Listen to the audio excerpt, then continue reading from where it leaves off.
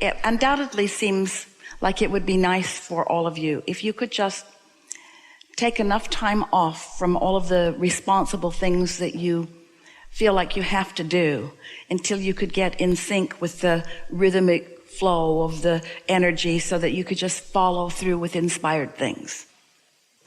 And we also know that it doesn't feel to you that you need to do that because your children might starve before you come into alignment or. And so we know that you are in an interesting position because you really have to carry on while you are, maybe, if you want to, modifying your perspective to be more thought rather than action, more emotion rather than action, and more inspired action rather than contrived or controlled action. Now, we want to explain exactly how this works.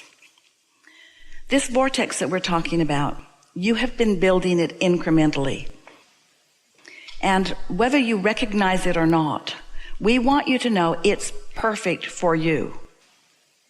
So this vortex has already, between what you've sifted and sorted and what law of attraction has done with your vortex and the vibrational version of it, the majority of the work is done. More than 99% of the creation is done. It isn't about effort factor, it's about alignment factor. So if you can accept that it is already accomplished and that now you have the simple experience of just getting into a chilled place where the natural unfolding is for what you want to begin occurring to you, to begin appearing to you. It's like this, as it's gathering momentum and really gestating in the state of becoming, and you are feeling good mostly just because you want to, and because you figure out what kind of thoughts help you feel good and what kind of thoughts don't, and you avoid those that don't and you focus on those that do. So you're feeling good often, which means you're closer and closer and more often in that receptive mode. And because you are, then an idea occurs to you. Oh, and often you say it's an idea of desire. Well, that desire didn't just start when you got the idea. It's been well underway. The fact that you got it means that it's really ready to come to fruition, and you're ready to translate it into fruition. So when the idea occurs and you feel that exhilaration, what that means is you let that mature idea flow into your mind, and now manifestation is right around the corner. We want to find a way to say to you that it's the creating that you came for, not the creation. But the creation must be part of the process for there to be any creating that goes. So it's just another way of saying that the joy is in the journey. It's not only in the manifestation. And so what we really want to say to you is that the more satisfaction that you're finding even before the manifestation, then the more you're milking this creation for more joy, and the more satisfaction you're going to feel when it manifests. We want to go back and revisit for a moment the analogy of Esther and her lions and horses, because so many of our physical friends really believe that it's the accomplishing of the manifestation that is necessary for feeling good. So when they hear a story like this about Esther, who can just pick out something that she wants and write a check for it, they have a hard time understanding why we think that this is an interesting story. Because they're still thinking, hey, if I could just write a check for something, then everything would be better for me, because in the having of it, in the absence of it, if I could just have what I think that I'm wanting, then I would feel better. And we want you to come with us on this journey of deliberate creation to understand that there are so many actions that you want to take making a phone call instead of chilling out. It's like writing the check. It's like trying to make the action do the work that can't be done before the energy has flowed. So it's a good process if you can find something that is pleasing to you to think about. Because when you focus upon it, because the work is already done in the vortex, and now you're doing the work of finding something pleasant to think about, so you're closing the gap. In that closed gap, in that open valve, in that open circuit, where you'll start translating those vibrations into ideas, you're going to feel wonderful as those ideas flow. Don't you know that? Haven't you ever been involved with a project where it just clicked, clicked? Ideas came to you. You had fun along the way. You were collaborating with others. They were in the flow too. It all felt good. There just didn't seem to be any bumps in the road because you were moving so fast. The bumps didn't matter anyway. That's what deliberate creation feels like. When you think about what you want and why you want it, you almost always get into the receiving mode.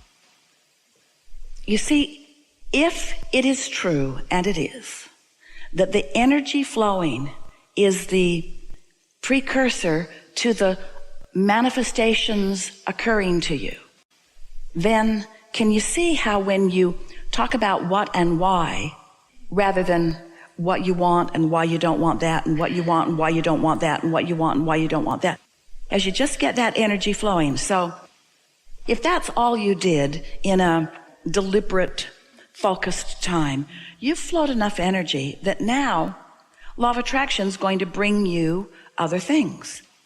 And as you continue to understand, and we're going to say it right now and today in a way you've never heard us say it before, if you can get it that your work is to extend the flowing of the energy, period. If you can get it that your work is to extend the positive flow of the energy, you can just keep your energy, your thoughts, meaning your focused thoughts, clearer, purer, less contradicted, which means feeling better, feeling better, feeling better, feeling better. The manifestation will just be the next logical step. It just happens that way. And it's so much more good feeling and so much more productive if you take the pleasure from the energy flow. Now, hear this. Can you take the pleasure from the energy flow? Or do you need to take the pleasure from the manifestation? And if you don't first take the pleasure from the energy flow, will there be as much satisfaction in the manifestation? So we're not going to say you can't make things happen. You can. You could move into action today, or you could take the pleasure from the energy flow, and then take the pleasure from the energy flow, and then take the pleasure from the next idea that comes and the next idea that comes, and you could increase your awareness of your worthiness in a way that you have not ever allowed before. And you know why you want to jump into action rather than flow the energy? Because you're looking for the marks on the chart. You're looking for the credit and the approval through the action. So you feel like you have to pay the price. You have to do what hurts. You have to make it happen. And we want you to understand that most of your trying to make it happen keeps you from allowing what you really want to happen. And it's because the things you can see and hear and smell and taste and touch, they're just bigger and bolder. And this is the most important thing about it. You want the manifestation. Oh, let's say that again. You want the manifestation. You were born into a body which is a manifestation. You're just not floating around on clouds. You were born into a manifested body. Not only a body that can be seen and heard and smelled and tasted and touched, but that can see and hear and smell and taste and touch. You couldn't be more manifested. You couldn't be more bloomed and blossomed and full. You see, you are a physical being in a physical environment. And it is right that you want to create physical things in physical environments. We're just telling you how to do it. We're just explaining to you how to bring about the things that you want without the struggle. And it's odd, but the way you have to become more physically focused is to understand that the biggest part of you is non-physical energy. In other words, it's a little bit funny, isn't it, that we're saying, oh, physical humans, be more vibrational and your physicality will be more satisfying. And you say, we don't get this vibrational stuff. We want to move stuff around. We want to do things. We want to say things. We want to touch things. We want to make things happen with our hands. And we say, and you are doing that. But if you want the satisfaction factor, flow the energy first and do only inspired action. You want to say, well, I would like to only do inspired action, but I've got to go to work because if I don't, I won't get the money.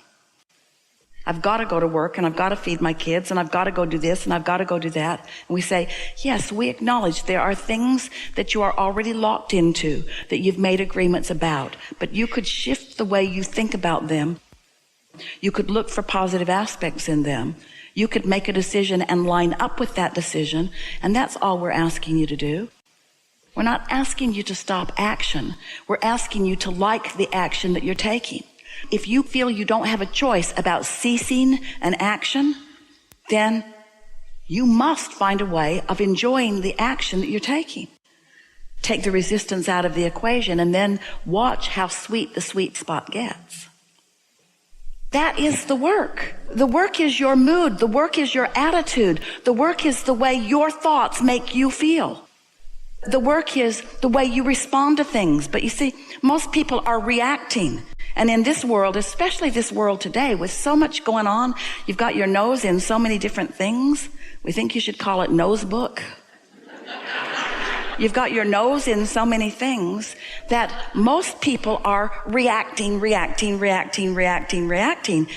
than flowing. You got to get out ahead of it. You just got to feel good. You just got to think the thoughts that are nice to yourself. Think the thoughts that are nice to others. Think the thoughts that your inner being is thinking, because your inner being's got it all lined up, ready for you to receive it, you see. Do you want to receive it, or do you want to do it the hard way? Do you want to say, shouldn't I struggle harder? Shouldn't I pay more of a price? Won't others be jealous if I'm just happy and get it and happy and get it and happy and get it? And we say, you didn't come to pay a price. You came to flow energy. And when you flow energy in two opposing directions, you pay a price. An unnecessary price that you don't have to pay. Because you're doing every bit of it to yourself with your contradictory thoughts. And you didn't mean to do it. It's just a habit to tell it like it is. Oh, but you know, if you're telling it like it is, what is can't change. It's like you're saying to the universe, I really want this, but this is how it is. But I'd like it to be different, but it's like this now. But I would like more money, but I don't have enough of it. And it'd be nice if we all had more money, but there's not enough money to go around. And I really don't like how it's going, and things should be better, and somebody should call somebody, and something needs to be done about it. And I'm getting really tired, and I don't like this struggle, and I guess I should try harder, and I guess I maybe better go to bed. But when you're thinking about what you want and the ideas are expanding within you, that's what that being tuned in, tapped in, turned on feels like. That's what inspiration is. That's what eagerness is. That's what happiness is. You know, when you plan something, when you think about something, when you plan your vacations, you say, oh, we're going to go on vacation and we're going to hate it. And we're going to go to places that we've never been before, and we're going to be lost most of the time. We're going to spend money that we don't have. Or do you, at least when you think about vacations, do you try to focus upon things that will please you, you see? Clean up the energy. You can do it. Clean up your energy. Clean up your mouth. You can do it. You can say things that sound good. And if you begin saying things that sound good, after a little while, they'll start sounding normal. Say things that feel good to you when you say them. Think thoughts that feel good to you. So I don't know exactly where I'm going to be, but it's going to be really good, and I'm going to love every bit of it, and I'm going to love figuring it out. This is going to be really fun for the universe to show me what's in my vortex and what I really want. And I'll be able to feel it. I can do a gut check on it. I can tell. You see? Really good.